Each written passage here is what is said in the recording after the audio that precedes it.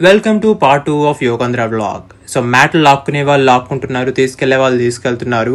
అయితే చాలా మంది అయితే 2-3 కూడా పట్టుకెళ్లారనమాట. మేము మాత్రం కేవలం ప్రేక్షకుల్లాగా గొడవలన్నీ చూస్తూ ఉండిపోయాం. మా ఫ్రెండ్స్ని అడిగాను, వాళ్ళకి పాపం ఏం దొరకలేదంట. చాలా మంది అయితే కూర్చొని ఉన్నారు, చాలా మంది నించొని కూడా ఉన్నారు. సో బస్సెస్ వస్తే ఎక్కెళ్ళిపోదాం హ్యాపీగా అని అయితే చూస్తున్నారనమాట. కానీ బస్సులు మాత్రం రావట్లేదు. బికాస్ ఇన్ని లక్షల మందిని తీసుకెళ్ళాలి అంటే ఆర్టీసీ బస్సులు 10,000కు పైగా బస్సులు ఉన్నాయి కాబట్టి ఆబ్వియస్గా ట్రాఫిక్ జామ్ అయితే అవుతుంది.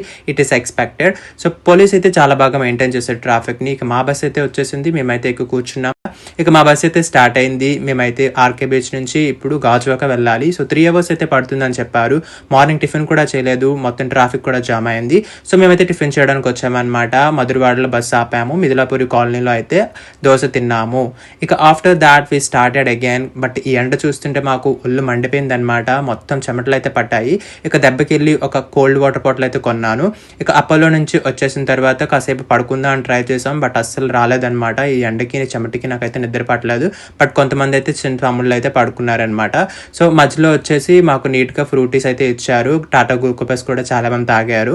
అండ్ ఆఫ్టర్ దాట్ అయితే మేము మళ్ళీ స్టార్ట్ అయిపోయాం అనమాట. లాస్ట్కి మా స్టాప్ అయితే వచ్చింది, మేమైతే దిగిపోయాం. ఇక్కడ వ్లాగ్ అయితే ఎండ్ చేసి ఇక ఈ యోగాంధ్రలో మీ ఎక్స్పీరియన్స్ ఎలా ఉందో కింద కామెంట్ చేయండి.